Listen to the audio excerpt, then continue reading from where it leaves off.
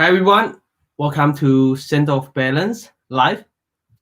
I'm Sinan Pua from Center of Balance, the acupuncturist. Wow, good morning, good morning. It's about 7 o'clock, 11 a.m. Hasidik, how are you on Instagram? Thank you for joining us. So our topic today is angina. Hi Veronica, how are you today? Thank you for joining us. So we're going to talk about stable angina. Stable angina. Well, stable angina, of course, there's another term we call unstable angina. But we're going to focus on stable angina. Okay. When it comes to Chinese medicines and acupuncture, it doesn't matter whether it's stable angina or unstable angina, we treat it in the same way. Okay, we treat it in the same way. But for you as a patient, if you suffer from angina, then what happened is stable angina, unstable angina, it's much easier to deal with for yourself with stable angina because you can predict when it's going to happen.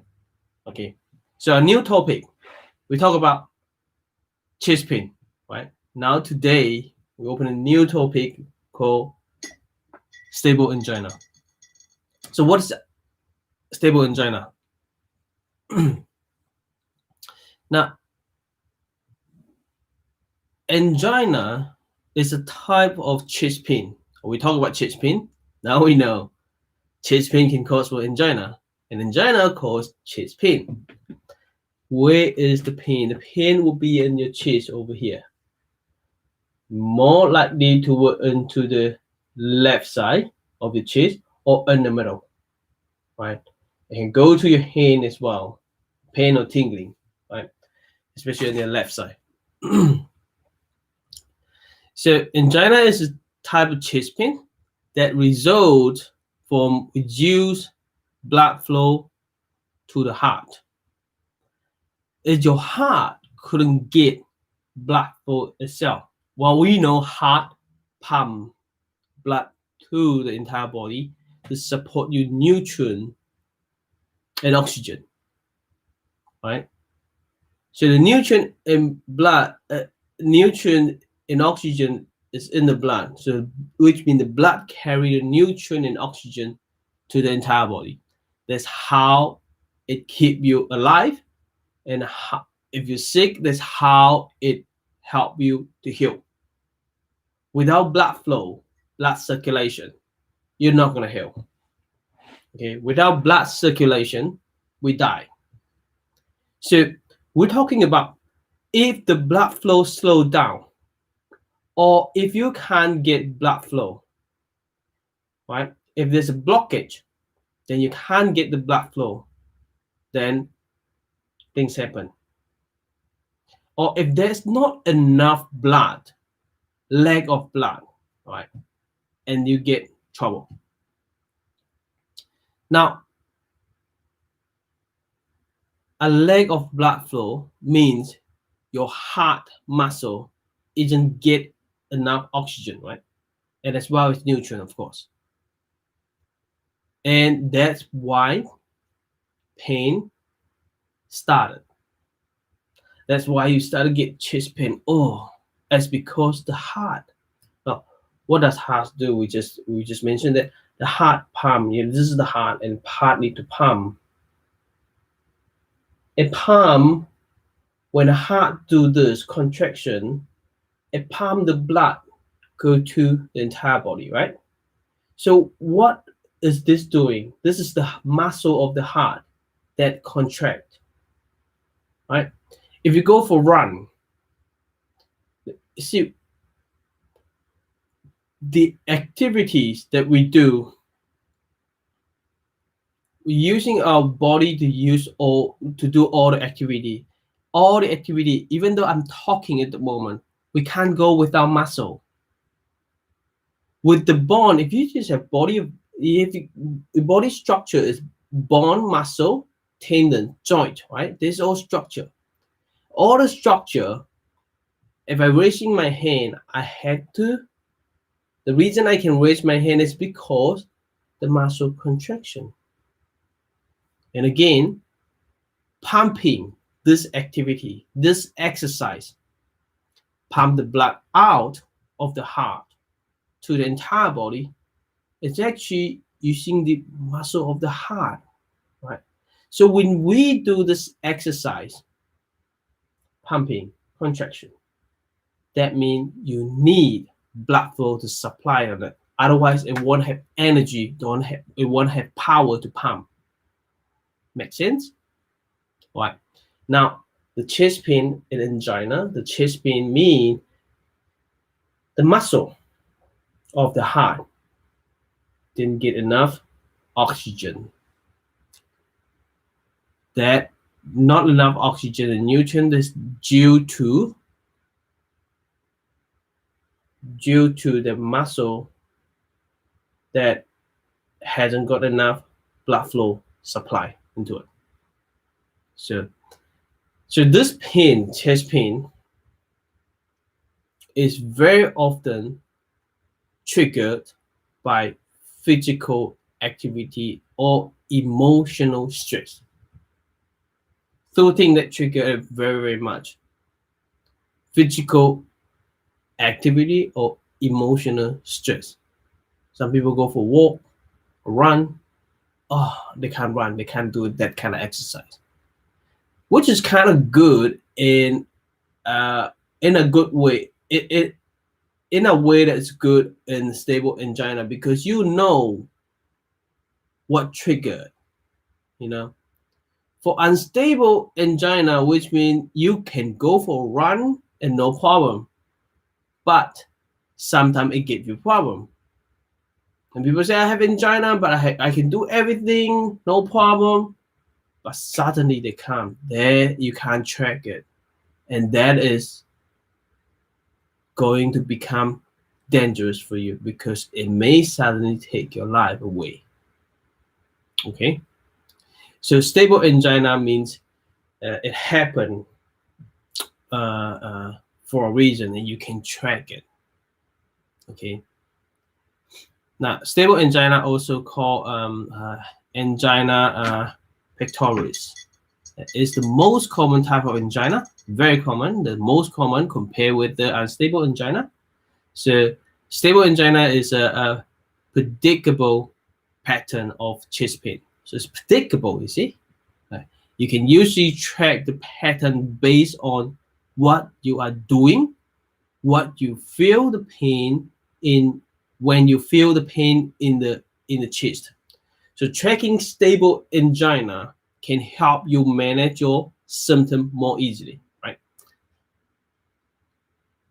If you get cold in the morning, like if it's very cold, and you get when the weather change and you get out in the morning, it's a bit more cold. You feel more cold, and you start to feel uncomfortable in your chest, and they may lead to chest pain. Then what are you gonna do? Keep yourself warm.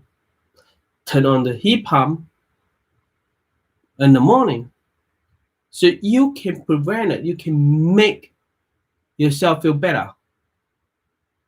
If you go for a run, it happens each time. So just do not go for a run. Just go for a walk. If you're angry, if you feel sad and you start to be angry and you get chest pain, then managing your emotion is the number one thing that you have to do. Okay, so that's why we call as a predictable pattern of chest pain when it comes to stable angina. Okay, so I keep saying stable angina. Well, what is unstable angina? Unstable angina is another form of angina. So it happens suddenly and gets worse over time. It eventually lead to a heart attack, right? So you can't track it. It suddenly come. You don't know when it's gonna come. You know, you can just walk and it happen. You can just sit there doing nothing and it happen. Nothing to do with emotion, nothing to do with exercise. No. So unstable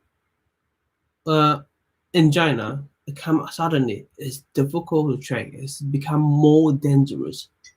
You know. Okay, that's between stable angina and unstable angina. Okay. So stable angina is less serious than unstable angina. So keep in mind, when it comes to angina, there is two types. One stable angina, one is unstable angina.